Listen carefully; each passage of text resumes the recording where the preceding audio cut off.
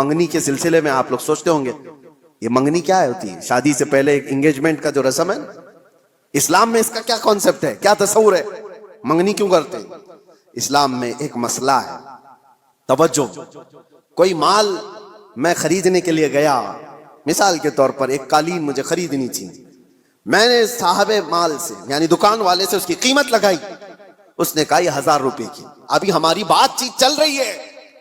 دوسرے صحابہ آئے اور انہوں نے اس کی بولی لگا دی، حضور فرماتے ہیں یہ جائز نہیں جب تک کہ تمہارا پہلا بھائی بات مکمل نہ کر لے، اپنے بھائی کی بے پر بے جائز نہیں۔ سمجھ میں آ رہی ہے آپ کو بات؟ مسئلہ ہے یہ شریعت کا، میں اگر خرید رہا ہوں تو دوسرا اس میں گھس کر کے نہ خریدی کی بات نہ کرے، جب تک میری ڈیل مکمل نہیں ہو جاتی، یا تو میں چھوڑ دوں یا تو میں لے لوں نکل جاؤں، اس کے بعد دوسرے کا حق ہے، یہ اسلام کا مسئلہ ہے۔ یہی کانسیپٹ ہے منگنی کا۔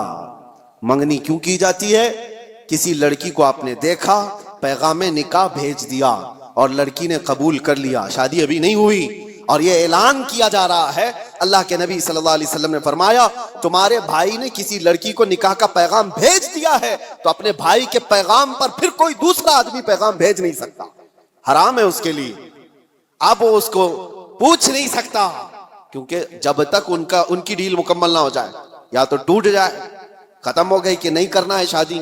تو اس کے بعد نئے سرے سے اگر کوئی چاہے تو پھر اس کے پاس پیغام نکاح بھیج سکتا ہے، ورنہ جب تک کوئی مسلمان کسی عورت کے نکاح کے پیغام بھیجا ہوا ہے اس وقت تک دوسرا کوئی اس کو پیغام نکاح نہیں بھیج سکتا۔ یہ ہے حقوق اسلام میں، اتنا زیادہ محفوظ رکھا گیا ہے۔